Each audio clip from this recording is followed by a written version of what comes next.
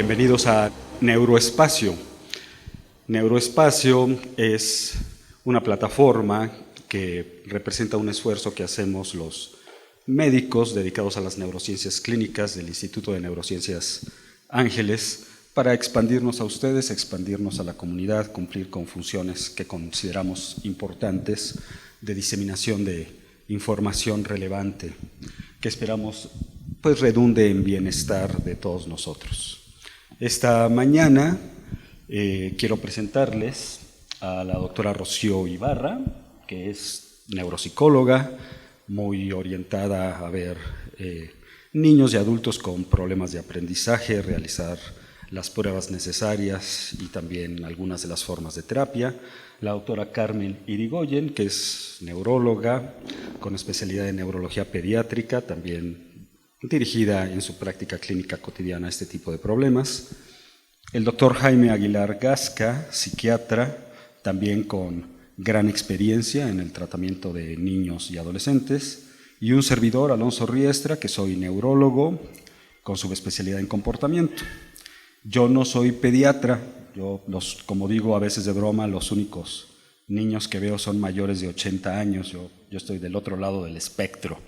Pero aún así todos tenemos las mismas preguntas con respecto a este tipo de problemática como es el trastorno por déficit de atención y que en esta sesión nos vamos a enfocar exclusivamente a la población infantil y juvenil, es decir, pediátrica.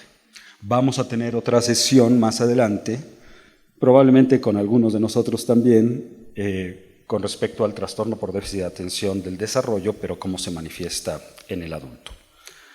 Entonces, sin más preámbulos, que les pido una disculpa porque ya nos tardamos un poquito más, vamos a proceder a la plática. Esta trata de ser una plática un poco informal, fluida, que realmente dé información importante.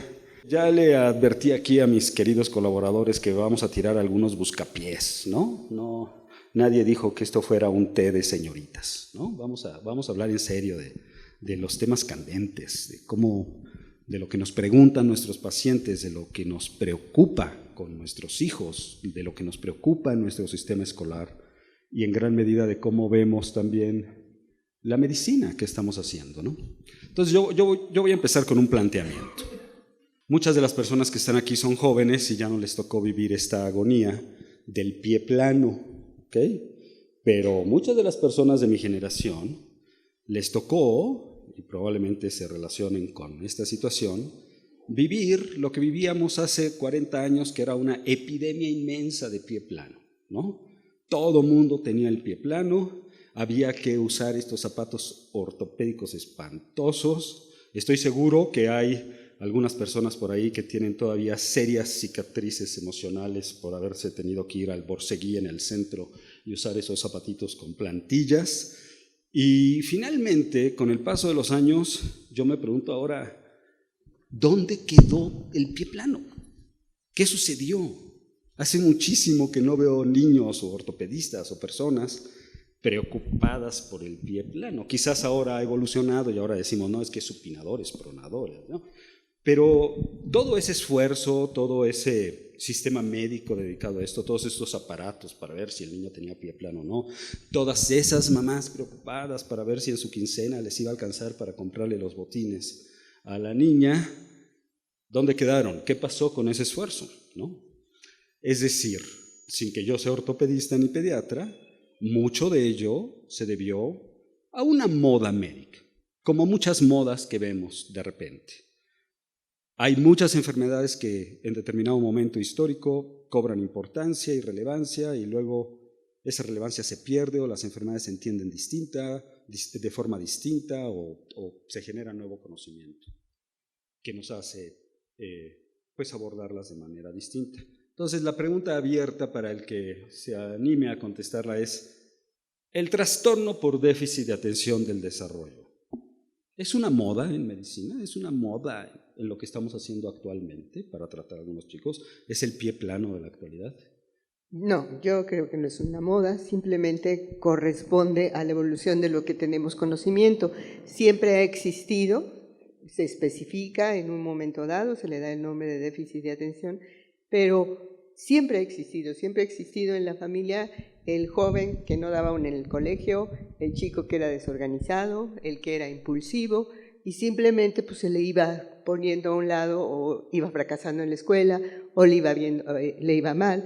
Y también ciertamente hay muchos que salieron adelante sin nada, aparentemente, pero ese sin nada no es cierto, porque igual pudieron tener una familia muy estructurada, igual pudieron tener padres que estuvieron muy pendientes, un sistema escolar que los apoyó y una gran motivación, porque no todos los niños con déficit de atención tienen las mismas familias ni tienen las mismas oportunidades. Eso también hace la diferencia de alguna forma, pero siempre ha existido, se de alguna manera especifica como trastorno más recientemente, pero siempre ha existido. De hecho, cuando vemos a la familia, a veces es difícil rastrear los antecedentes por eso mismo, por estas diferencias que estoy comentando. Bueno, creo que hablando de modas, ¿no? Actualmente, por ejemplo, el tema de autismo está de moda. Entonces, ven cualquier niño con alguna cosa de autismo y dicen es autista. Creo que el déficit de atención ha existido siempre. Es, digamos, un problema en el desarrollo que como no tiene un marcador biológico, nos cuesta mucho trabajo comprender. O sea, alguien te puede decir, eres diabético porque ya tienes 4 tomas de glucosa de más de 200. En cambio, pues explicarle a alguien, no, pues es que el niño es inquieto, no puede poner atención, es muy inteligente, pero pues ya va en tercero de primaria y ya no aprende nada. Entonces, cuando tenemos algo que no tiene un marcador biológico y queremos entenderlo con una mente cuadrada, no lo vamos a entender. Pero creo que sí ha existido y que ha existido siempre, pero ahora pues tenemos conjuntado una serie de cosas de nuestra época que han hecho que esto sea mucho más evidente, ¿no?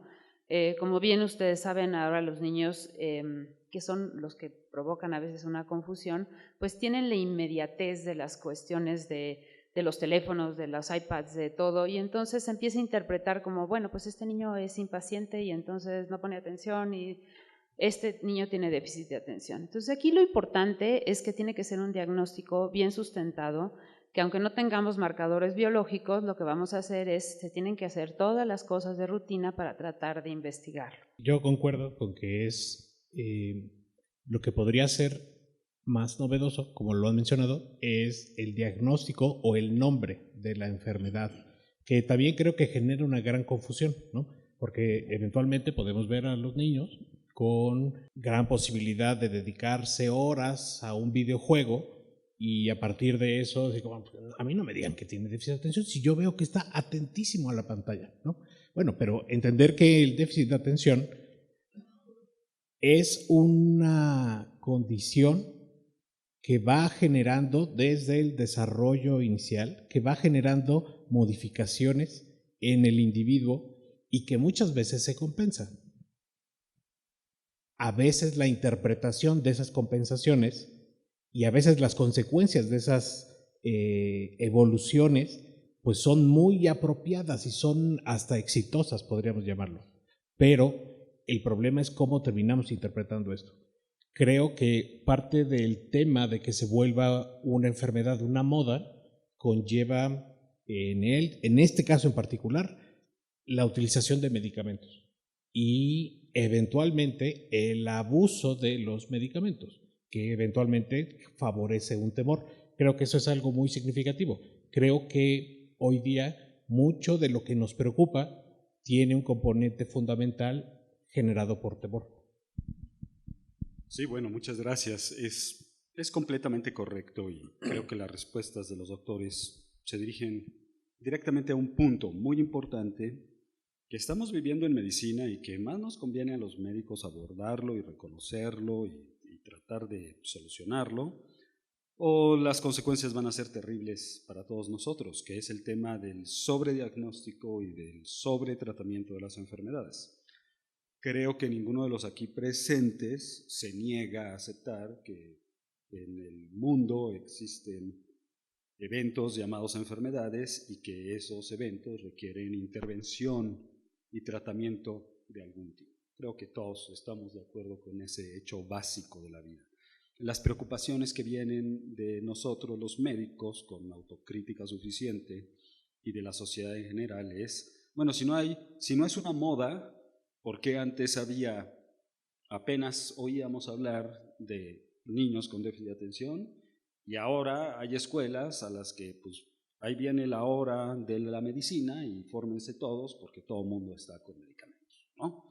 O sea, realmente nosotros tenemos que dar una respuesta a eso. Déjenme decirles que no solo sucede con el déficit de atención, sucede con muchas enfermedades actualmente y es un gran reto de nosotros como médicos saber precisamente hacer esas diferencias entre qué tipo de diagnóstico corresponde a cada quien y qué tipo de tratamiento. Algo a lo que yo me encuentro muy frecuentemente, y nada más lo quiero decir, es que le decimos déficit de atención a todo. O sea, literalmente a todo le decimos déficit de atención. Doctor, es que mi esposo no me pela, yo creo que tiene déficit de atención. No, eso se llama, tu esposo no te pela. O a lo mejor tiene déficit de atención. O sea, también hay que entenderlo, ¿no? Pero el problema es que la atención es un concepto que, aunque lo usemos muy frecuentemente en nuestra plática cotidiana, pocos entendemos bien a qué se refiere. La atención es un proceso neuropsicológico importantísimo y fundamental para la vida del individuo, que es el responsable de ese proceso de administrar los recursos de procesamiento. Es decir, hay mecanismos en nuestro cerebro que nos hacen decidir, ahora sí, perdón por la informalidad, pues qué pelamos y qué no pelamos, a qué le hacemos caso y a qué no le hacemos caso. Y esos elementos a los cuales les dedicamos nuestros recursos de procesamiento pueden ser elementos externos o elementos internos de nuestra propia vida interior o inclusive procesos biológicos. Entonces, la atención como proceso neuropsicológico es un proceso ampliamente distribuido en todo el cerebro, requiere de algunas partes del cerebro más que de otras, pero hay muchas condiciones que pueden afectar la atención. La depresión, la falta de sueño, la ansiedad, medicamentos, otro tipo de enfermedades, en fin. Y en la población pediátrica esto es muy importante. Creo que parte del problema estriba ahí, ¿no?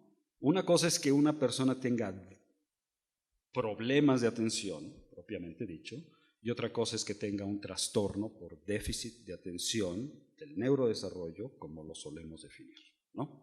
Aquí los doctores plantearon algunas situaciones, por ejemplo, plantearon situaciones culturales, la doctora Rocío Ibarra, si antes lo reconocíamos o no, y la doctora Irigoyen habló un poquito de lo que hemos hablado, de la discriminación en el diagnóstico, y el doctor Jaime Aguilar del tratamiento. A mí me gustaría empezar por lo básico, ¿no? Realmente esto es un problema, vamos a dicotomizarlo, sé que la respuesta no es tajante, pero realmente ¿esto es un problema de neurobiología o es un problema de crianza? En mis tiempos a los niños se les daban 3 chanclazos, ¿no? A mí me mandaron a la escuela militarizada y mira, me corrigieron, ¿no? Yo no necesité de los chochos y estas cosas, ¿sí? No, lo que pasa es que si tus papás son ineptos, pues ¿qué quieres que te diga, no? Y por el otro lado, es claro que hay una intervención inmensa del medio ambiente en este tipo de padecimientos, ¿no? ¿Es un problema de crianza el trastorno por déficit de atención? ¿Qué tienen que decir? Bueno, yo creo que para llegar a la diferencia entre lo que puede ser un trastorno de crianza o un déficit de atención, sí hay que partir de una evaluación y de una buena evaluación, ¿no? Porque, como dice el doctor Alonso, ciertamente la atención es un proceso muy complejo y también, hablando históricamente, las primeras pruebas psicológicas que existían lo veían como un concepto concreto que se evaluaba con 2 pruebas. Y en el momento actual sabemos de entrada que la atención no es tan sencilla, que tiene una parte selectiva, es un tipo de atención, que tiene una atención dividida y que tiene una atención sostenida, y que la que más se ve afectada en el déficit de atención es, por supuesto, la sostenida. Y sabemos que eso repercute en la memoria, y en el nivel de memoria no es algo global, sino que tenemos una memoria visoespacial y una memoria verbal y todavía una memoria de trabajo, que es la posibilidad de seguir instrucciones, y sabemos que el déficit de atención no tiene todo mal la memoria, sino en particular o más afectada, la visoespacial y la memoria de trabajo. Y así podría ir diciendo como muchos más criterios, pero realmente estos avances que se han hecho dentro de la neuropsicología, las formas de valoración actual, es lo que nos va a dar una parte del diagnóstico, más la otra va a ser la entrevista con los padres, y aquí también hay una serie de instrumentos que son todos los cuestionarios y todos los esquemas de valoración para que los padres evalúen la presencia de trastornos en la vida cotidiana, porque hay que correlacionarlo con la vida cotidiana y la consistencia desde que fueron pequeños.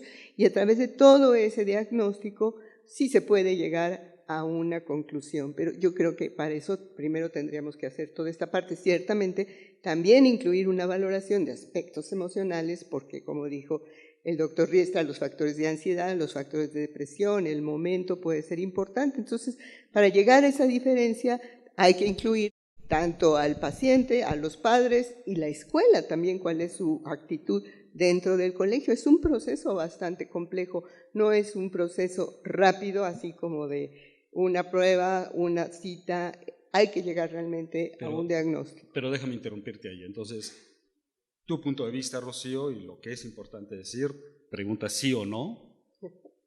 Es que yo creo que no hay una respuesta. No, está bien. O sea, lo que tú nos estás diciendo es que con un proceso de evaluación adecuado, con pruebas neuropsicológicas, con las entrevistas adecuadas y con la evaluación clínica adecuada, sí o no es posible distinguir si se trata de un problema de crianza o de un problema más fundamental a nivel neurobiológico. Sí, con una buena valoración sí es posible hacer la distinción, que incluya todos estos factores, no nada más al niño, no nada más la escuela, no nada más los padres, todo completo. De acuerdo. ¿Algún comentario de ustedes al respecto con respecto a la crianza y la interacción de los factores biológicos? En menos de una hora, por favor. Me va a ser difícil de todas maneras, pero entender esta situación de la atención, fundamental, como lo ha mencionado Rocío, tratar de dar la respuesta categórica de sí o no, creo que para todo el mundo se va a volver muy complicado hacerlo específicamente así. Yo tal vez tendría que contestar, sí se puede categóricamente diferenciar, pero también existen personas que tienen un problema categóricamente, una patología que además pueda ir de la mano con los respectivos aspectos de crianza, lo que a la vez podría ser todavía más complejo, tanto en la identificación como en el respectivo tratamiento. Entendiendo que el déficit de atención, lo que hoy día entendemos como trastorno por déficit de atención, es una entidad o es una condición fácilmente heredable. Es decir, que como también lo han mencionado, podemos en retrospectiva ir poco a poco identificando los miembros de la familia que también lo padecen. Y por una condición importante de educación, pues es muy probable que un padre o dos padres con déficit de atención pues puedan no tener suficiente estructura y que eventualmente favorezca que todo esto se asemeje más a un problema aparentemente de crianza, aunque biológicamente tenga sus particulares condiciones, ¿no? Entonces, yo pensaría que sí se puede hacer la diferenciación.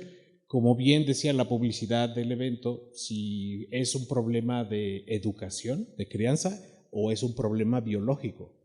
Lo que hoy conocemos como el trastorno por déficit de atención es una condición biológica que puede estar complicada por situaciones de crianza. Sí, y creo que también es algo importante, es cuando tienes tú las entrevistas, es, bueno, ¿cómo llegaste? Pues es que la escuela me mandó.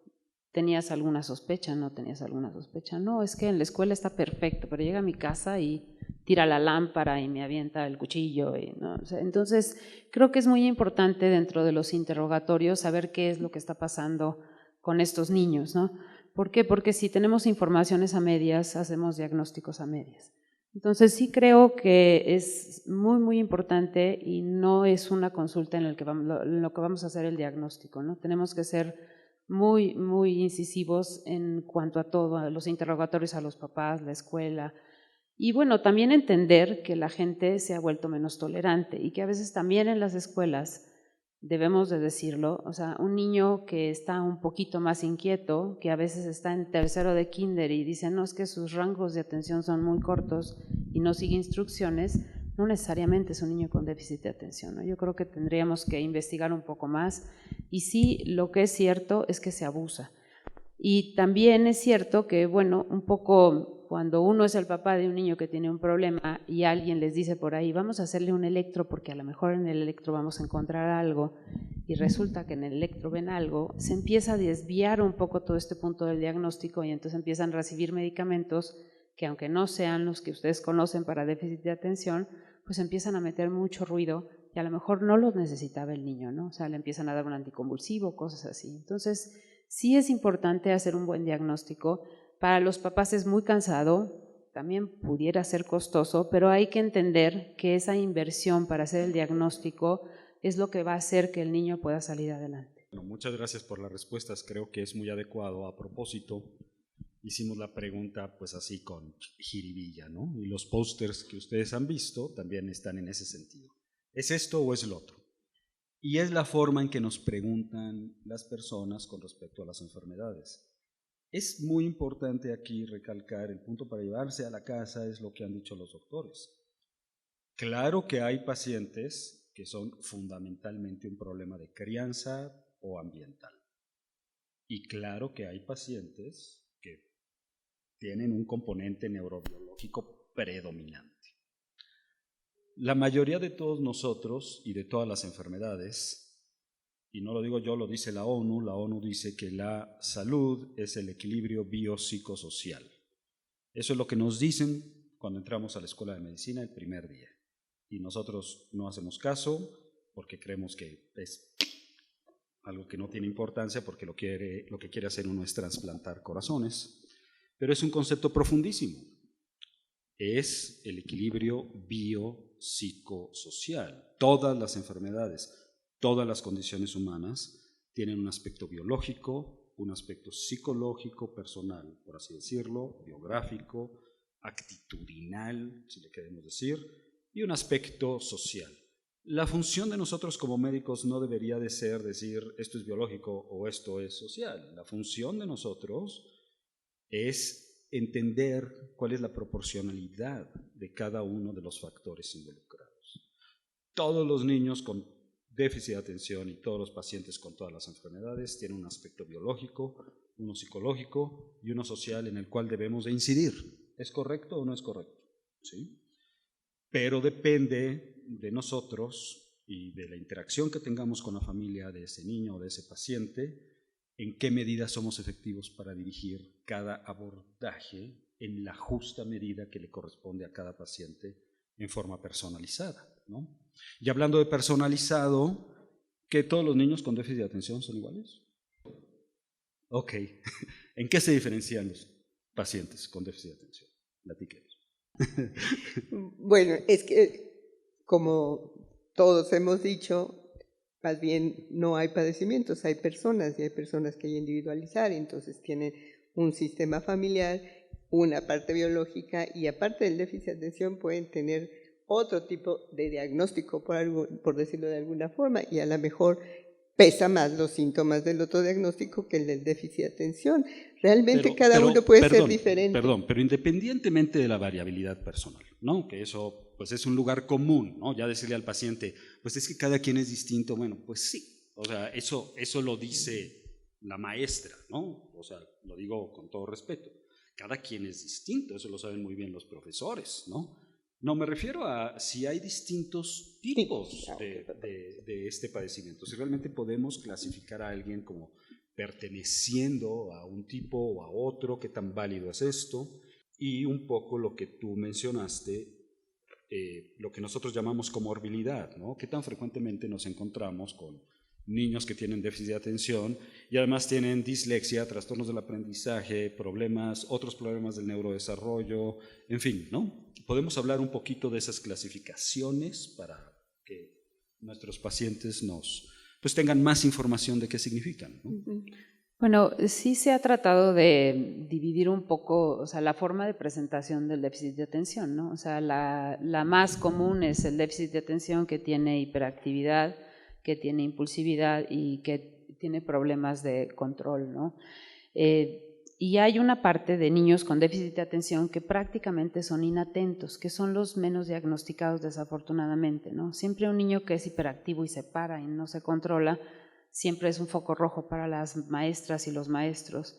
En cambio, un niño, y existen estos tipos que son predominantemente inatentos, y esos son a veces son un reto de diagnóstico, porque en general, como no son niños ni que tengan problemas de conducta, y lo único que pasa es que no ponen atención, pues ahí van sobrellevando las cosas en la escuela, y en mayo les dicen a los papás, pues fíjate que va muy mal, y pues ya le hemos hecho todos los exámenes, y pues no, tratamos de ayudarlo, y vamos a poner sus tareas y que asiste, que se porta bien, y entonces van pasando los años escolares así. O en un grupo de 50, en un grupo de CEP, en una escuela pública, pues ese niño inatento ahí va a estar sentado y lo van a seguir pasando, porque ya es como ustedes saben, los van a seguir pasando siempre, ¿no? Entonces, esos niños tienen un riesgo muy alto de no poder salir adelante. El otro, pues como se sube a la bandera y avienta una bomba, pues entonces claro que obviamente llaman a los papás y hay algo de intervención. Entonces hay estos niños inatentos, hay los niños predominantemente hiperactivos y los niños que tienen el conjunto completo, ¿no? Realmente esa es como la división que se hace. Y dentro de cada uno pueden tener algo que se llama comorbilidad, que son muchas veces problemas de aprendizaje o de desarrollo, como bien decía el doctor Riestra, que pueden tener apraxias, que pueden tener dislexias, que pueden tener problemas visoespaciales, y entonces esos niños no solo necesitan también la evaluación para saber a qué nos estamos enfrentando. Muchas veces no es un problema de inteligencia, es un problema de funcionamiento y hay que entenderlo bien. Y entonces es ahí cuando se hace el diagnóstico y podemos tomar una decisión si realmente él se beneficiaría de un medicamento que, valga decirlo, no es curativo. Digamos que es una pequeña muleta para ayudarlos a salir adelante. Pero sí existen como subtipos que son realmente el hiperactivo impulsivo, el que es inatento y el que tiene como las 3 características. De hecho, típicamente no es un problema de inteligencia. Si es un problema de inteligencia, le tenemos que decir que es un problema de inteligencia, ¿de acuerdo? Que por cierto hemos dejado de usar.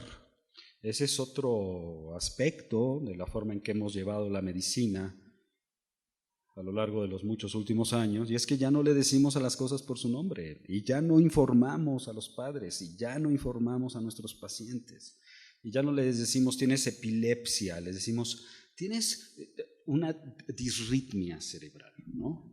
Y ya no le decimos tiene retraso en el neurodesarrollo, es decir, retraso mental, como se decía antes, decimos, es inmadurez, ¿no? Es inmadurez, como haciéndolo parecer que, bueno, ahorita está inmaduro y luego va a madurar y todo se va a mejorar y entonces no nos echamos el tiro, ¿no? Entonces ya no usamos los términos que antes usábamos, que eran pues quizás un poco más difíciles de digerir, pero ciertamente proporcionaban más información, ¿no? Y hay un aspecto importante en no propagar estigma con respecto a una condición médica, pero también es muy importante hablar con la verdad. Y hablando de inteligencia y hablando de otros aspectos, me gustaría desviarme un poquito y ahora sí dirigir la batería directamente al doctor Aguilar, porque estamos hablando de déficit de atención y estamos hablando de esta enfermedad, ¿no?, que incapacita a las personas y que resulta ser un problema diabólico para las mamás y las maestras y los papás, ¿no? ¿Y todo es malo en el déficit de atención? O sea, esta forma de ser de un individuo que es hiperactivo, de un individuo que tiene una forma distinta de prestar, precisamente de distribuir sus recursos de procesamiento, ¿no? Y que, bueno, es como es, ¿no? Al final de cuentas, así es el chavo, ¿no? ¿Todo es malo? Todo es malo.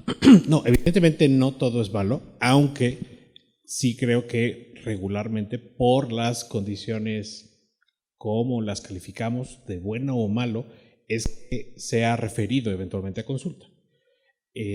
Las personas con déficit de atención, entendiendo esta perspectiva, hoy día lo englobamos dentro de un conjunto, un universo que conlleva personas que tienen un problema en poder mantenerse quietos y que necesitan estar en movimiento y no pueden estar quietos y van a estar levantándose y moviéndose y jalándole el cabello a la persona de enfrente o quitándole, mira, el mío es rojo, el tuyo es blanco, y no van a poner atención.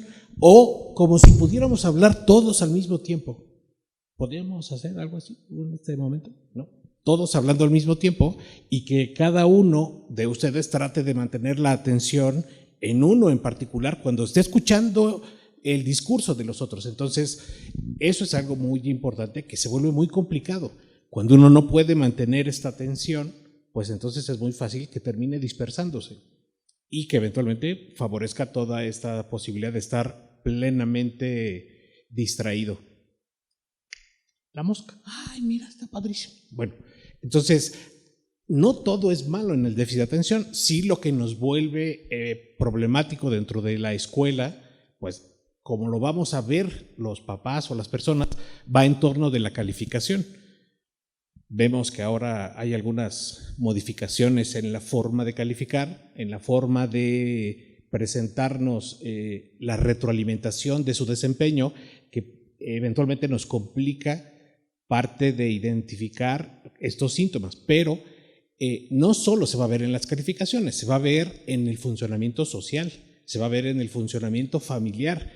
Y así como estoy diciendo que pueden ser estas cosas malas, hay muchas cosas buenas del déficit de atención. Las personas con déficit de atención tienen frecuentemente una creatividad mucho mayor que el del resto. Y no quisiera yo hacerle publicidad a las personas que se dedican a la publicidad, pero muchísimas personas tienen una gran capacidad de imaginar cosas que otros no imaginamos. Alguien lo ha mencionado en algún momento como que muchas veces tienen la posibilidad de pensar fuera de la caja, pensar de una manera diferente y que da muchas veces soluciones apropiadas. Como también puede ser que las personas con déficit de atención, en esta inquietud personal, pues también desempeñen muchas actividades. Puede ser bueno, podría llegar a ser muy malo. El refrán popular dice que el que mucho abarca, poco aprieta, y si uno está haciendo o comprometiéndose a 300 actividades, pues tarde o temprano no va a poder cumplir con ellas. Pero la persona que tiene una situación así lo hace muy natural y hay, como mencionaba anteriormente, pues hay personas sumamente exitosas que han podido o bien compensarlo ellos mismos o bien hacerse de personas que generen un funcionamiento que les compense parte de su actuar, de su desempeño. Entonces, yo pienso que el déficit de atención, fundamentalmente nosotros, cuando llega a consulta, solemos ver cosas malas, pero es muy claro que hay muchas otras cosas positivas. Y eso es muy importante cuando catalogamos algo como una enfermedad, ¿no? Es bastante claro que de todas las formas de ser que hay en la naturaleza humana, pues ninguna es la buena, ¿no? O sea, todas las formas de ser tienen su parte positiva y todas pagan sus facturas, ¿no? Pero cuando nos enfrentamos a pacientes con déficit de atención, sí resulta más o menos evidente cómo hay en las personas que no tienen problemas de inteligencia, cómo realmente hay esta mayor capacidad asociativa, ¿no? Típicamente en los pacientes que son solo inatentos y que no son hiperactivos, esas personas se distraen con lo de adentro, ¿no? No se distraen con lo de afuera. De hecho, lo de afuera empieza a perder importancia. Esas personas tienen una gran capacidad de introspección y son grandes pensadores y filósofos y demás, ¿no? Las personas que son hiperactivas, por el otro lado, que además son imaginativas muchas veces, tienen una cantidad de energía envidiable. O sea, yo veo a personas que tienen esto y que son personas exitosas aún en el campo médico y digo, por Dios, o sea, qué capacidad de trabajo tiene, ¿no? O sea, está metido en muchos proyectos al mismo tiempo y va a todas las academias y va al congreso y además da clases y ve a sus pacientes y opera, ¿no? Entonces, uno se pregunta, y no estamos tratando aquí de promover el estilo New Age de ver las cosas, ¿no? Uno realmente como padre y como paciente se debe de preguntar, con el tratamiento, ¿qué me va a pasar? Finalmente, si yo soy como soy, ¿no? Y si me van a dar un tratamiento, me van a quitar algunas cosas que ciertamente estorban, pero ¿qué va a pasar con las cosas que no estorban, ¿no? A mí me gustaría preguntar esto, ¿no? En términos muy generales, pero a la vez la pregunta es general, pero con respuestas más o menos concretas, ¿no? Si realmente todas las personas requieren tratamiento farmacológico y cuáles son las ventajas y las desventajas de tratar o no tratar a un paciente de la forma que sea necesaria, ¿no? Bueno, yo creo que no todos requieren un tratamiento farmacológico y esa es la importancia de individualizar a cada paciente, ¿no? Si yo tengo, por ejemplo, a un niño que está en una escuela pública con 50 compañeros o con 35 compañeros y es un niño hiperactivo y es un niño que no logra sentarse ni atender, pues a ese niño creo que será muy importante ayudarlo y medicarlo para que pueda de alguna manera mejorar su rendimiento dentro de la escuela, porque si no, pues lo van a acabar corriendo y va a acabar mal, ¿no? A lo mejor ese mismo niño que es hiperactivo pero está en una pequeña escuela con 10 compañeros, es mucho más fácil manejarlo y dependiendo de la edad a lo mejor pues al principio pudieras decir, bueno, voy a ponerle una sombra, etcétera, ¿no? Pero bueno, lo que es una realidad en nuestro país es que no tenemos escuelas para ayudar a estos niños. No hay escuelas inclusivas, pero no hay escuelas como para específicamente dirigidas a esto, ¿no? Entonces, hay ocasiones que el medicarlos depende mucho de la condición del niño.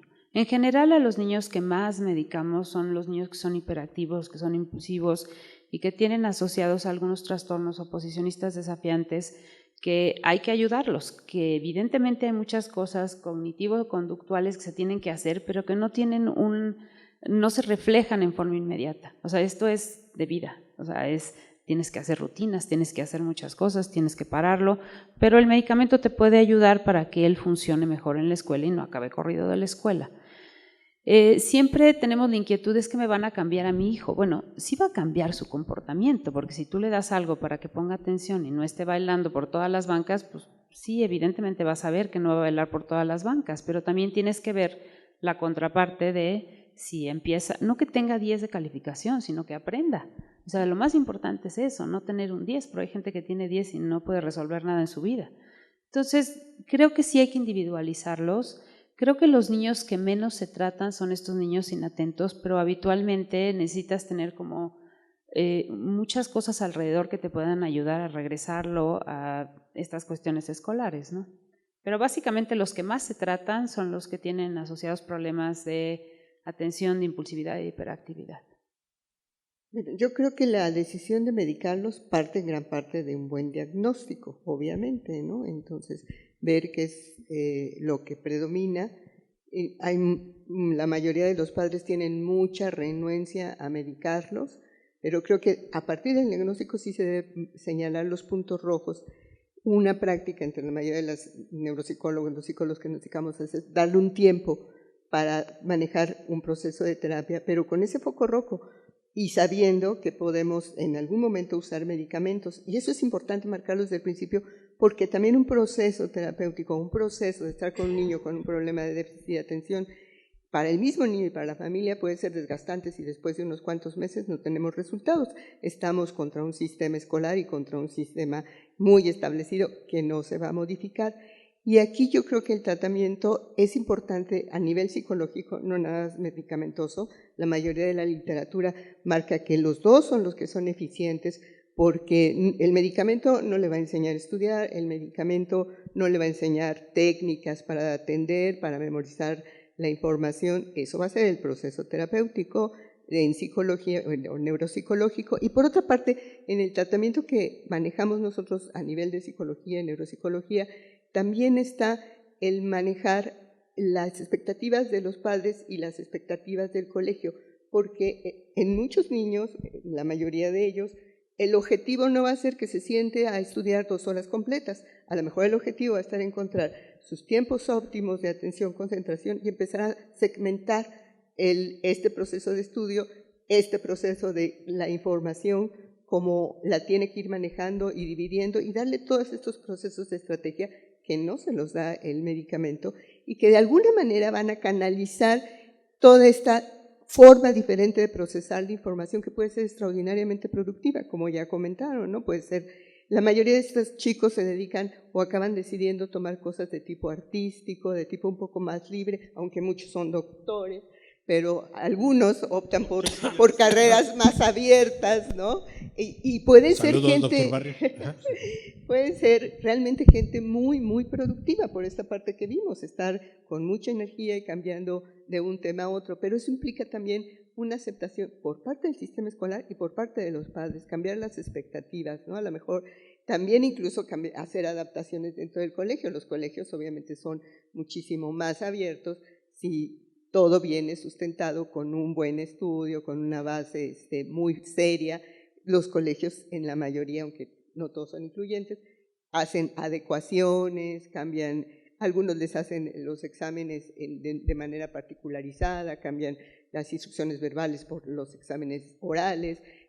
Pero todo esto tiene que ser dirigido porque tampoco se trata de sobreproteger a los chicos y darles opciones para que pasen y pasen, ¿no? O sea, tiene que ser en función de ir canalizándose a un mejor desarrollo. Creo que la pregunta está contestada y me voy a permitir dirigirlo. La siguiente pregunta hacia el doctor Aguilar, aprovechando que es su turno. Pero bueno, el riesgo de no tratar a una persona que requiere tratamiento para cualquier enfermedad es inmenso. Esa es la verdad. Creo que con todos estos cuestionamientos que tenemos y que hemos planteado, ante la duda y ante una preocupación legítima y sincera de cómo puede estar funcionando un muchacho, una muchacha, ¿no? Y si puede ser ayudado o no, nunca hay que negarle la oportunidad de recibir atención. Y si se está con el profesionista adecuado, esa atención no va a ser automáticamente dirigida así como por reflejo a darle algún estimulante, ¿no? Va a estar dirigida a diagnosticarlo correctamente y a tratarlo de ayudar de todas las formas posibles, como así debe ser. Pero a mí me gustaría hablar un poco más de la terapia farmacológica y sin meternos en específicos de qué terapias farmacológicas. Hay 2 preguntas, una es un poquito técnica y es si realmente estos medicamentos, le decimos a esto trastorno por déficit de atención. Quiero dejar este punto claro. Le decimos trastorno por déficit de atención, pero en realidad es un padecimiento conductual. No es realmente, o sea, sí es un padecimiento cognitivo, sí lo podemos ver en pruebas neuropsicológicas, pero realmente los criterios de diagnóstico de este padecimiento son hiperactividad, impulsividad, agresividad. Y cuando nosotros damos medicamentos, realmente es cuestionable si esto actúa sobre el sistema cognitivo del paciente, volviéndolo más atento, o actúa sobre la conducta, y por actuar sobre la conducta el paciente mejora su desempeño. Y es una pregunta fundamental, porque entonces, doctor Aguilar, si lo que vamos a hacer es modificar el comportamiento, ¿por qué dar solo medicamentos que van dirigidos a la atención, ¿no? Entonces, esa es la primera pregunta. Si los medicamentos realmente modifican la forma en que el paciente procesa la información a nivel cognitivo, o son medicamentos que únicamente modifican la conducta, o las dos, y qué opciones de tratamiento tenemos para tratar a estos pacientes, y cuáles son los riesgos de estos tratamientos, específicamente de los estimulantes, y algo que nos preocupan todo el tiempo, que nos preguntan, es que esto le va a causar adicción, ¿no? Estas son anfetaminas, ¿cómo voy a darle esto a mi hijo, ¿no? Entonces, ¿qué hacen los medicamentos y cuáles son los riesgos de usar los medicamentos? Bueno, sí, en efecto, el utilizar medicamentos es algo que vemos cómo nos es útil en relación a el cambio en el paciente. La modificación, generalmente la mejoría de la sintomatología, partiendo, por supuesto, siempre de un buen diagnóstico y de una evaluación donde se descarten otras condiciones que pudieran estar participando, afectando en esta alteración en la atención, en la concentración y en su funcionamiento motriz. Ahora, lo que vamos buscando, como lo han dicho, es ayudarle al individuo. Eso va a generar el discernimiento acerca de si se necesita o no darle medicamentos. Siempre o frecuentemente es un conflicto tomar la decisión. Evidentemente, como padre, es un conflicto tomar la decisión. Y yo ahí pensaría en lo que eventualmente consideramos como una maldición gitana. Es decir, que lo que yo haga va a tener consecuencias, pero también lo que no haga va a tener consecuencias. Yo considero que el cuestionamiento fundamental tiene que estar encaminado a con qué consecuencias yo o la persona va a poder estar en un mejor funcionamiento, en una mejor condición.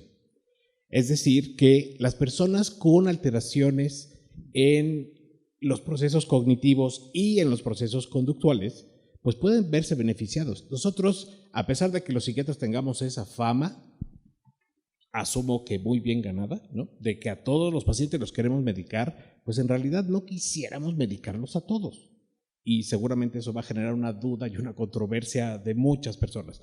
Pero para cuando los pacientes llegan con nosotros, frecuentemente es porque ya se hicieron muchos otros manejos que no han generado resultado, respuesta, y que eventualmente limita el uso de otras alternativas y que nos dirige específicamente hacia el uso de medicamentos. Los medicamentos estimulantes son sumamente útiles y a veces lo que llegamos a pensar es que cuando los niños están muy acelerados, están muy desatentos, si le damos un estimulante se va a poner peor. Pero mucho de lo que les puede estar pasando va en relación de que su atención está tan dispersa, está tan modificada, que realmente eso es lo que favorece que tenga todo este funcionamiento.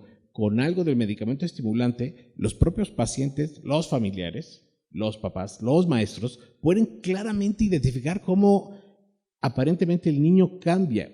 No es que cambie realmente, él sigue siendo el mismo niño, tiene un comportamiento diferente en esta necesidad que se va disminuyendo de estar en movimiento y de estar haciendo muchas cosas o eventualmente hasta de hacer travesuras.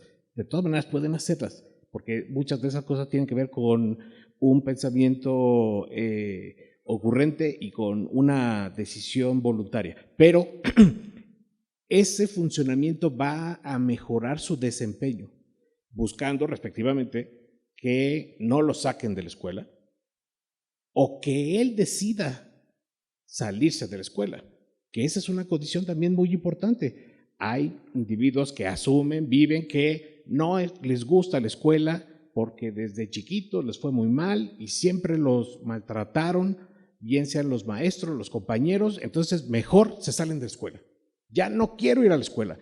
Y parte de lo que nos preocupa, por supuesto, es, bueno, ¿y cuál va a ser el futuro de esas personas? Hoy día vemos una grave crisis en relación a muchísimos individuos que, a pesar de tener educación, tienen pocas oportunidades. Luego, entonces, sin educación, pues las oportunidades todavía son más problemáticas. Ese es un gran temor, por una parte. Y por otro, las personas que no han recibido un tratamiento, hacíamos una broma muy al principio, antes de empezar la transmisión, en donde decíamos cómo algunas personas llegan a verbalizar como, ¡ay, no! Si yo siempre he estado re bien, y yo salí adelante sin tomar medicamentos. Ah, muy bien, está bien. Oiga, ¿y cuántos años tiene? No, pues 25. Ah, perfecto. ¿Y tiene familia? Sí, ya me casé 3 veces, ¿no? Tengo 8 hijos. Y es como, qué bueno que todo va muy bien, ¿no? Está desproporcionado eso. ¿Cómo los mantiene? ¿Cómo funciona en parejas a los 25 años, 3 divorcios?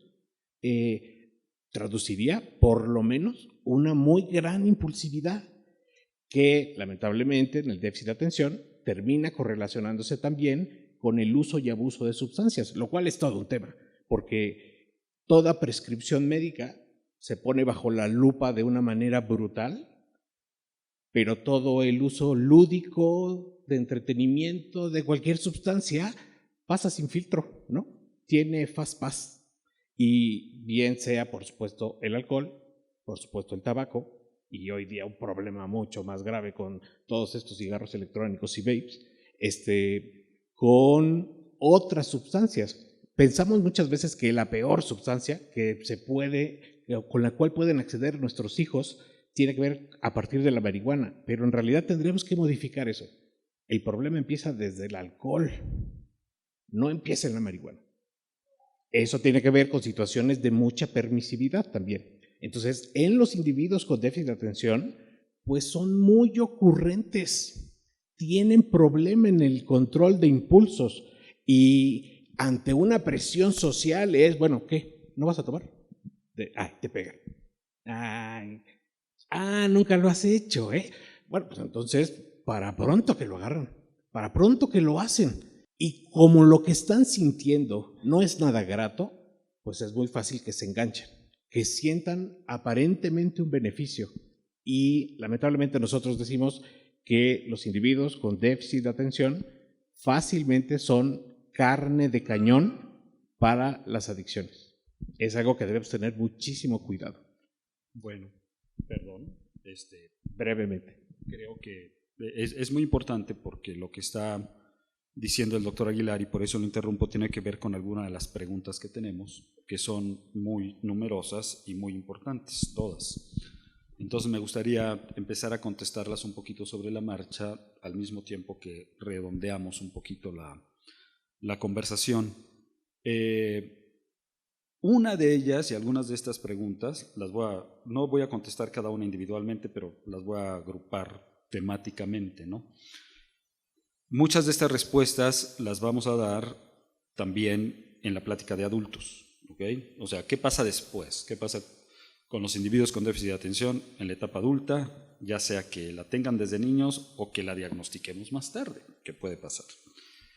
Pero por supuesto que una consecuencia de no tratar a alguien es precisamente fracaso, disfunción social, disfunción familiar, disfunción escolar, disfunción laboral y conductas sociales inadecuadas que van a impedir que esas personas alcancen sus propias metas, como adicciones, ¿no? Entonces ese es el gran riesgo de no tratar a alguien. Y todos los riesgos de las terapias farmacológicas existen siempre, son inevitables. Las únicas sustancias que hacen todo bueno y no hacen nada malo son las sustancias que no sirven para nada, las que no son medicinas. Los medicamentos, los productos, las sustancias que tienen efectos farmacológicos tienen efectos tanto positivos como negativos y son inevitables. Y es una cuestión de evaluar el beneficio y el riesgo en cada quien, ¿no? Y los riesgos los hay siempre. Bueno, perdóname, disculpa.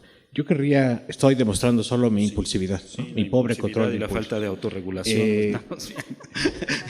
Es un taller teórico práctico. Bueno, cualquier sustancia, no solo las farmacológicas y no solo las que no hacen nada, entre comillas, ¿no? Cualquier sustancia, cualquier cosa que dijéramos, agua.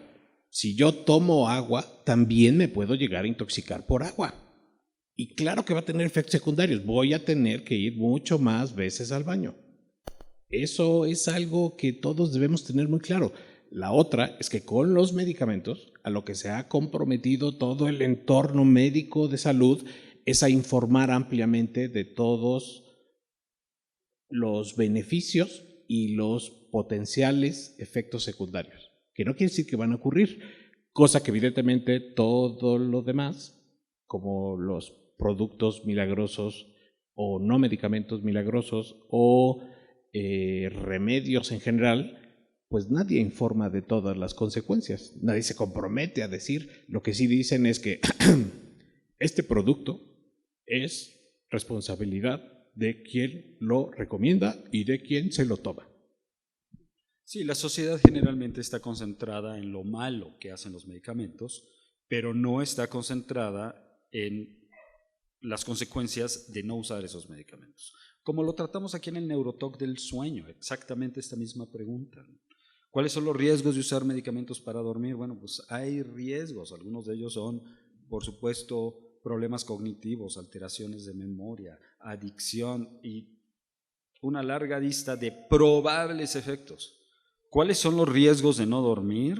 Inmensos, inmensos para la vida de una persona. Y eso es lo que tenemos que poner siempre en la balanza.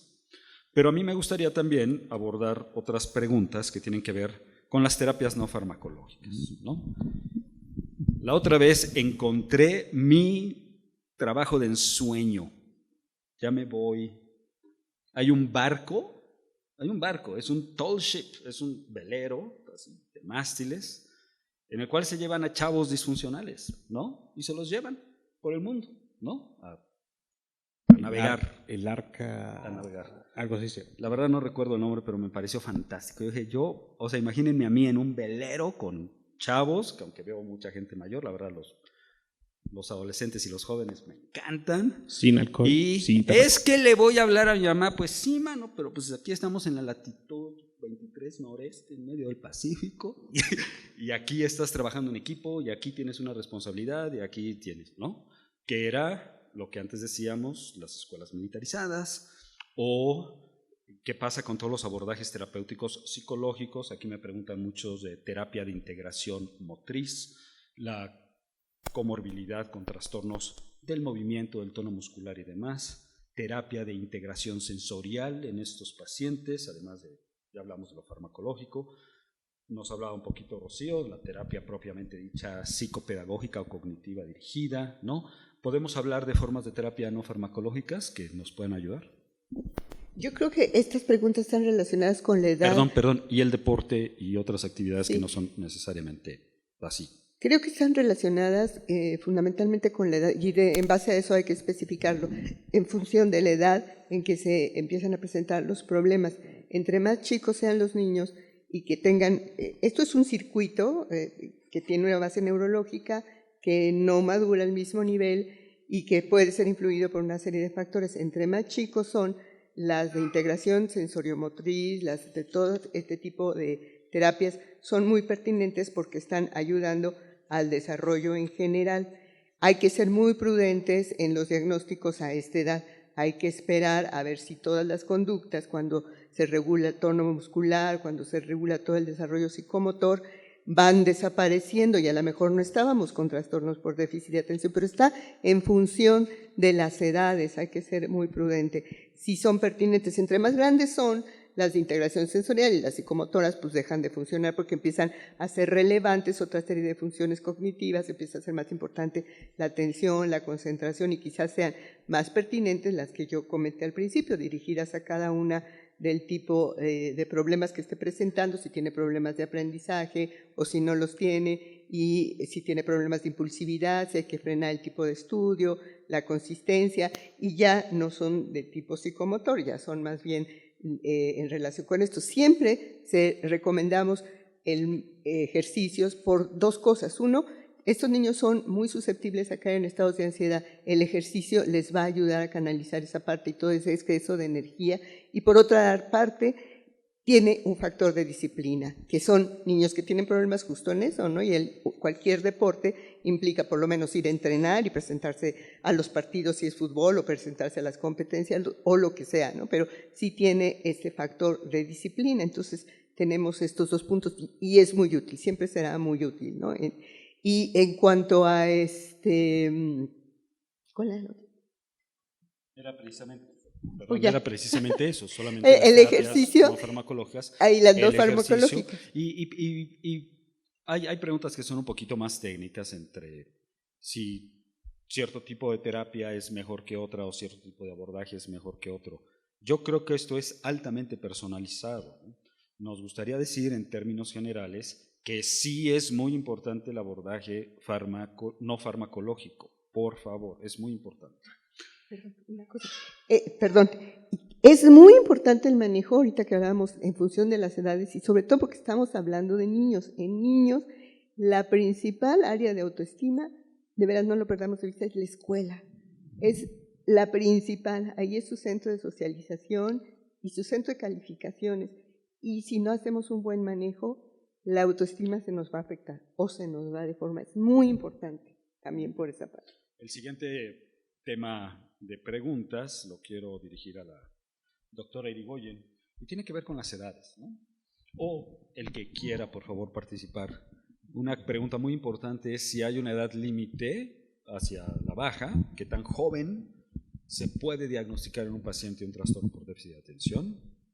Y la otra es hacia después, un trastorno por déficit de atención dura toda la vida. Si es un proceso del neurodesarrollo, algunos pacientes se curan, se les quita. Alguien que toma medicinas va a tomar medicamentos toda la vida. ¿Qué dice, doctor Irigoyen?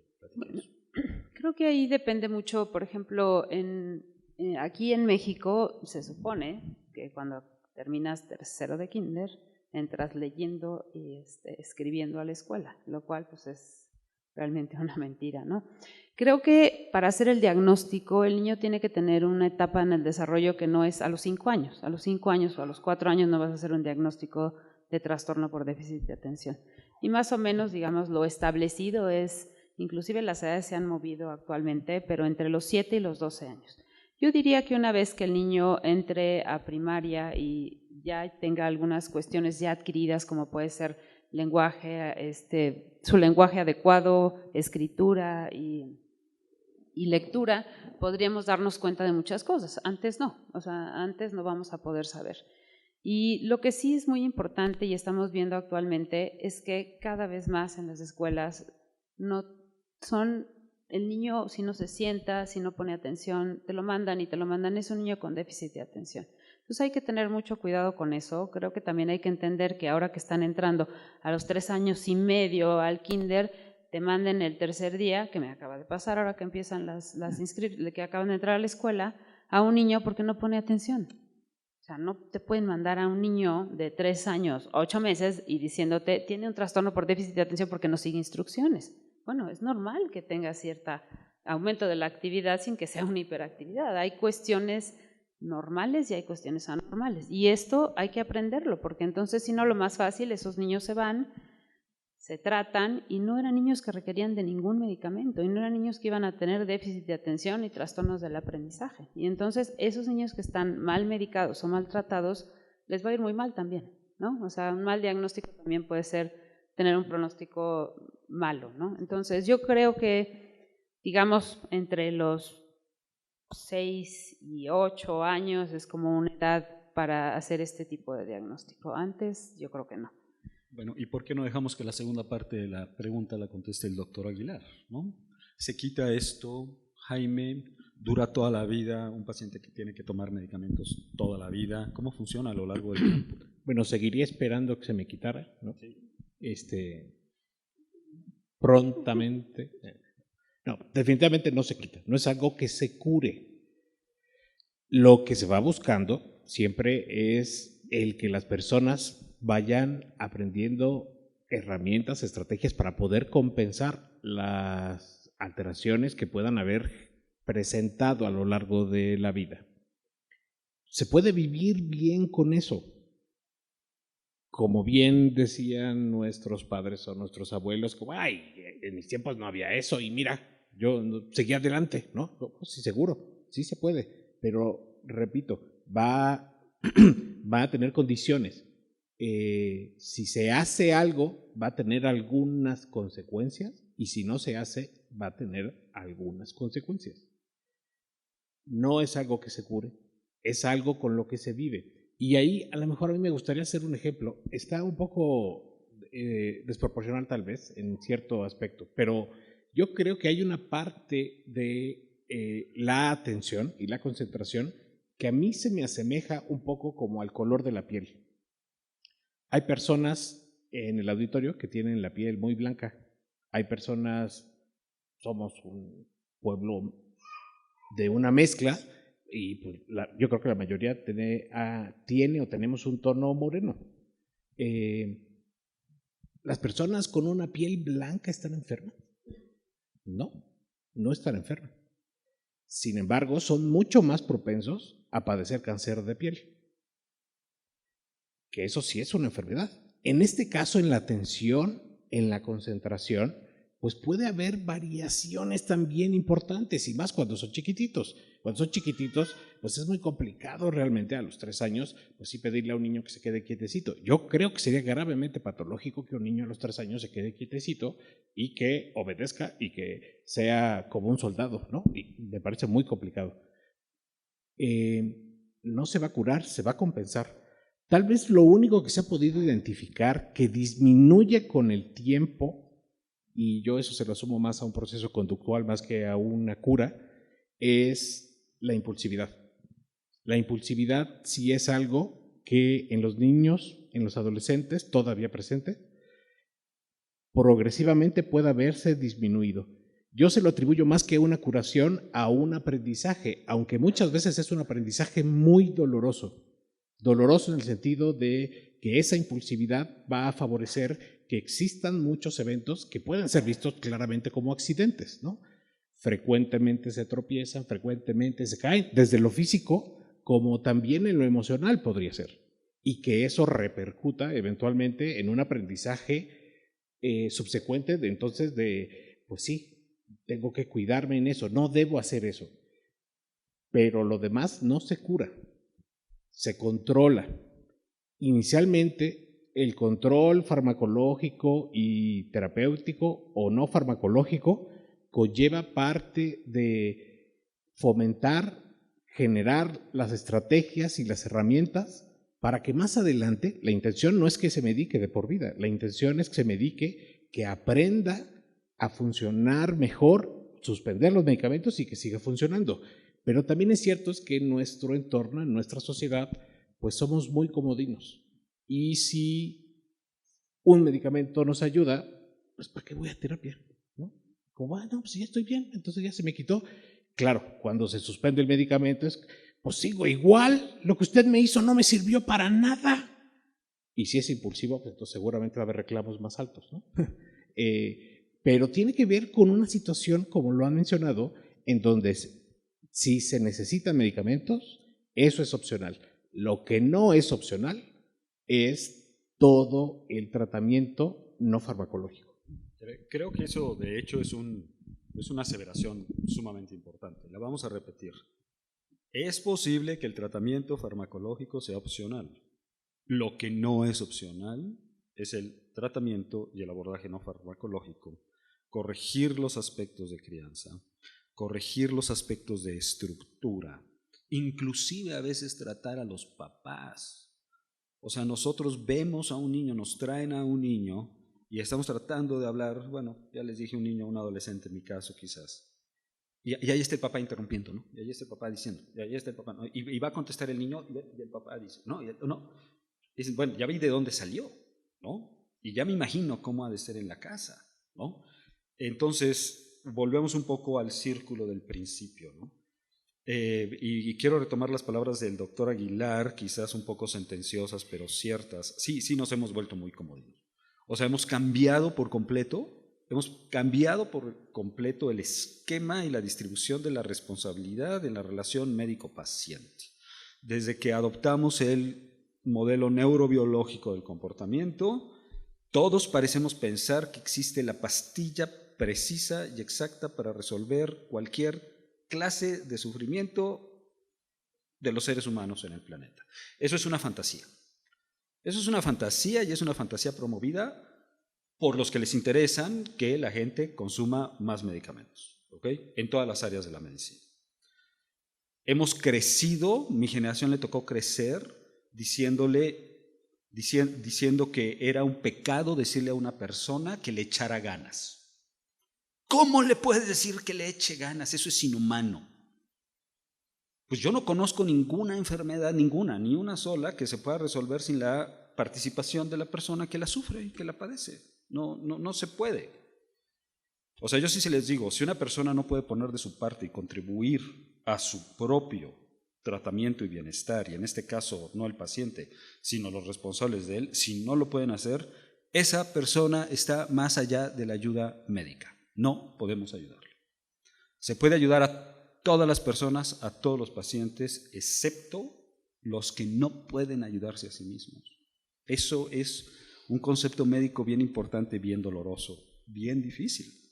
Pero tenemos que involucrar al paciente, a los familiares. Sí les tenemos que decir, lo que esté de tu lado, lo que esté de tu parte, tienes que comprometerte, tienes que echarle ganas, tienes que ir a tus terapias, tienes que hacer deporte, tienes que participar en actividades artísticas, tienes que hacer todo esto, además de toda la ayuda que vas a recibir al respecto. Yo ahí sí quiero hacerte una aclaración, porque de veras es muy peligroso a veces nada más el echarle ganas. Yo aquí les hago a veces a mis pacientes una analogía con lo que es la diabetes, ¿no? Si echarle ganas podría estar hacer tu dieta, tener un buen control, hacer ejercicio, y si de todas maneras haces todo eso y tienes alteraciones, no hay de otra, hay que ponerse la insulina, ¿no? Pero es echarle ganas con el foco rojo al mismo tiempo, ¿no? Porque sí, si le echas ganas en todo, pero si no. Queda clarísimo que el abordaje farmacológico es muy importante y que nadie le va a decir a un paciente con diabetes, échale ganas para producir tu insulina. Pero el primer abordaje de la diabetes, de la hipertensión y a muchas enfermedades crónico-degenerativas es dieta y ejercicio. Y es impensable decirle a un paciente, toma tu insulina y come lo que quieras. Toma tu insulina y no hagas ejercicio. Toma tu insulina y no importa que engordes, ¿no? Eso es impensable, ¿no? O sea, en otras áreas de la medicina es impensable. Ponte tu yeso, no te preocupes y vete a jugar fútbol. Eso no se puede hacer, ¿de acuerdo? Entonces es la interacción de las tres cosas. Y me gustaría contribuir un poco también a la respuesta con respecto a los tiempos. Cuando a nosotros nos preguntan los pacientes este tipo de cosas, no solo con respecto al déficit de atención, con respecto a la epilepsia, con respecto a la depresión, con respecto a otros asuntos. Oye, ¿voy a tomar medicinas toda la vida? Eso es incontestable. Perdón que demos respuestas que sean incontestables. La sociedad también tiene que entender que la medicina conlleva un alto grado de incertidumbre y que requiere del mejor diagnosticador, que es el tiempo, y lo cual no lo sabemos. Entonces, cuando yo le digo a una persona de 20 años si va a tomar un medicamento toda la vida, le digo, hablar de toda la vida en tu caso probablemente sea hablar de los próximos 70 años. Y nadie puede saber lo que va a pasar los próximos 70 años, ¿de acuerdo? Entonces, es muy importante hablar con el paciente de lo dinámico que es el proceso. Yo les cuento de 3 pacientes que me vienen a la mente. Uno de ellos, con tratamiento farmacológico, entra a la universidad y porque desde chico tenía el diagnóstico, pero no le habían querido dar tratamiento, finalmente le damos tratamiento, se mete a hacer una carrera altamente técnica en el poli, ahí va, ahí la lleva, etcétera, y por supuesto estamos con, mete orden en tu casa, no estés con la computadora, el chat, el WhatsApp, o sea, ¿no? Y un tiempo después me manda sus calificaciones, así me las manda por WhatsApp. Mira, lo veo y digo, ¡wow! ¡Fantástico! ¿Cómo vas con la medicina? Dejé la medicina hace 6 meses. ¿Cómo así? Consideré un reto personal sacar buenas calificaciones. ¿Sí? Segundo caso, paciente que veo por déficit de atención desde chavo, lo veo desde secundaria, lo veo en la prepa, entra a la universidad y lo dejo de ver. 10 años después me viene a ver por dolor de cabeza. Está casado, es un hombre exitoso, sumamente funcional, agradable, ¿no? Oye, qué bien, qué padre, qué bonito y demás. Oye, ¿y qué pasó con tu medicamento? Ese sí no lo dejo, ¿eh? Ese sí no lo dejo. O sea, me he dado cuenta que yo dejo el medicamento y realmente no funciona, ¿ok? Y lo vemos, y sí lo vemos. Ahora, me gustaría enlazarlo con otras preguntas que hay aquí. ¿Puede ser un individuo, puede alguien tener muy buenas calificaciones, es decir, puede ser altamente funcional y tener déficit de atención? La respuesta es sí. La respuesta es sí, no es lo más común, no es lo más probable. El fracaso escolar y el bajo desempeño laboral son ciertamente un punto rojo para el diagnóstico, pero la doctora Rocío Ibarra y yo acabamos de tener un paciente en que yo vi a esta chica, miren, créanme que está haciendo un posgrado en una universidad de alto nivel en Estados Unidos, altamente inteligente y de alto desempeño. Y las quejas que tienen son, es que me regañan porque no hago las cosas, es que ya me cansé de que se me olvide, ¿no? Yo le digo a la paciente las palabras, tú estás neuras, perdóname que te lo diga, eres obsesiva, eres preocupona, eres ansiosa. Y lo que tienes no es más que eres perfeccionista, pero le vamos a preguntar a un experto. Lo ve la doctora Rocío Ibarra, tiene un déficit de atención bien clavado, y sí lo tiene. Y no es nada más que sean neuras, ¿no?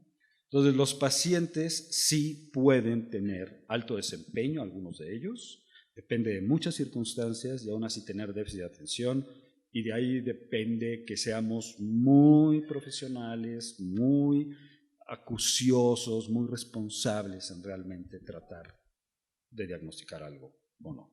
Hay una pregunta aquí muy importante, dos más. ¿Se pueden equivocar los doctores en el diagnóstico? Sí, toda la vida. Los doctores se pueden equivocar toda la vida. ¿Okay? Los doctores, los arquitectos, los contadores, los políticos, los papás, vivimos en un mundo imperfecto y hay lugar a que todos nos equivoquemos. Pero no podemos pensar así. Debemos de pensar en que las personas hacen su trabajo lo mejor posible. Y la otra es, ¿y si no hay escuelas para niños con déficit de atención, qué hacemos? Pues sí hay escuelas que son un poco más abiertas a ver a estos niños y debemos de ser sensibles, las personas que son pediatras y que están familiarizados con aspectos de puericultura y de sistemas educativos escolares, ¿no? ¿Qué escuela es mejor para un chavo y cuál es? Y no es automático, ¿eh? Hay chavos que les va muy bien en escuelas estructuradas y hay otros a los que no les va mejor en escuelas un poco más abiertas. Yo quiero terminar ahí la conversación de mi lado, me gustaría solamente literalmente 1 minuto para cada quien, si quieren tener algún punto de conclusión, para agradecerle su presencia al auditorio y irnos todos aquí. Bueno, yo creo que siempre tenemos que tener en mente el diagnóstico, hacer un buen interrogatorio, hacer un buen diagnóstico, y es un trabajo interdisciplinario. Yo creo que esta es la parte medular de esto, y hay que trabajar en conjunto con la escuela, con el psicopedagogo, con el neurólogo, y realmente creo que las personas más importantes es la casa y la gente que le da la terapia. Creo que eso es algo muy, muy importante para ayudar al chavo. Sí, yo creo que es muy importante considerar que es un trabajo interdisciplinario y yo creo que es muy importante, y lo voy a decir desde el punto de vista de la psicología, que se utilicen los instrumentos adecuados. No son todas las pruebas psicológicas tradicionales de antes. Sí tiene que ser una muy buena valoración neuropsicológica considerando todos los aspectos que se evalúan en atención, en memoria y en concentración y todas las funciones. No son todas las pruebas. Y eso me parece muy, muy importante. El déficit de atención existe, no es una moda, no está sobrediagnosticado, seguramente está mal diagnosticado. Yo lamentablemente tengo que decirles que hay muchísimos más individuos que padecen déficit de atención, fundamentalmente de tipo inatento, que no han sido atendidos y que muy frecuentemente se van a terminar complicando con procesos ansiosos o depresivos a lo largo de la vida. El tratamiento que se les da farmacológico no es de por vida y ese podríamos considerar que puede llegar a ser opcional. Lo que seguro no es opcional, como ya lo dijimos antes, es la intervención no farmacológica. Gracias. Muchas gracias a todos. Les pedimos que estén pendientes de la segunda parte, que vamos a hablar de los adultos. ¿Qué sucede con estos chicos con el paso del tiempo? Les agradezco nuevamente su atención. Les pedimos una disculpa de no poder contestar preguntas personales y demás por la situación del tiempo. Pero estamos en redes, nuevamente repito, www.neuroespacio.com. También estábamos en Facebook como Neuroespacio. A veces podemos contestar algunas preguntas también por ahí. Y bueno, pues somos parte de este hospital, de este sistema hospitalario que nos ha acogido, que es nuestra casa y que nos da las oportunidades de dar la mejor atención posible a nuestros pacientes. Y estamos todos nosotros disponibles para ustedes, para cualquier cosa que se pueda ofrecer. Muchas gracias por su asistencia.